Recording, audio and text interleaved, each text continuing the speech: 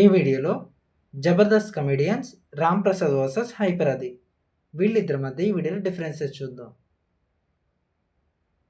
Ram Prasad real name వచ్చేసరికి Ram Prasad and Nick name వచ్చేసరికి auto Ram Prasad.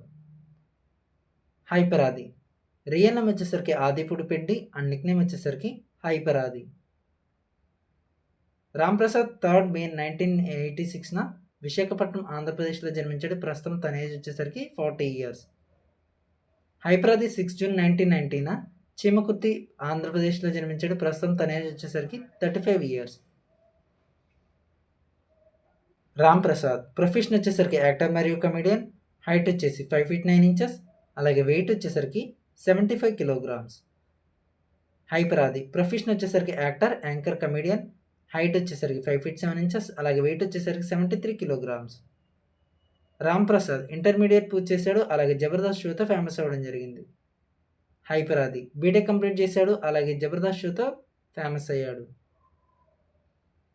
Ram Prasad వచ్చేసరికి 2009లో ఇండస్ట్రీకి వచ్చాడు. ఫస్ట్ మూవీ వచ్చేసరికి జోష్ మూవీ, ఫస్ట్ టెలివిజన్ షో వచ్చేసరికి జబర్దస్త్ షో. హైపరాది 2013లో ఇండస్ట్రీకి వచ్చాడు. ఫస్ట్ మూవీ వచ్చేసరికి cinema చూపిస్తామావా and first television show వచ్చేసరికి జబర్దస్త్ షో. రామ్ ప్రసాద్కి మ్యారేజ్ అయింది అండ్ ఇప్పటివరకు 29 మూవీస్ చేయడం జరిగింది.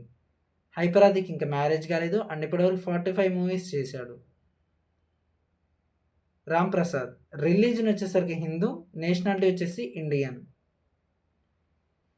హైపరాది రిలీజియన్ వచ్చేసరికి హిందూ, నేషనాలిటీ వచ్చేసి Indian. Ram Prasad zodiac sign వచ్చేసరికి తారస్, అలాగే హాబీస్ వచ్చేసరికి డూయింగ్ కామెడీ.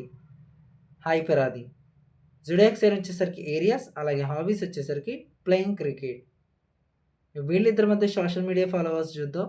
రామ్ ప్రసాద్కి వచ్చేసరికి ఇన్స్టాగ్రామ్లో 348K ఫాలోవర్స్ ఉన్నారు, అలాగే హైపరాదికి 468K ఫాలోవర్స్.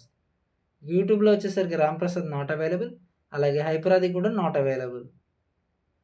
ఫేస్బుక్లో వచ్చేసరికి రామ్ ప్రసాద్కి 691K ఫాలోవర్స్తో ఉన్నాడు, అలాగే హైపరాది 1 million ఫాలోవర్స్తో ఉన్నాడు.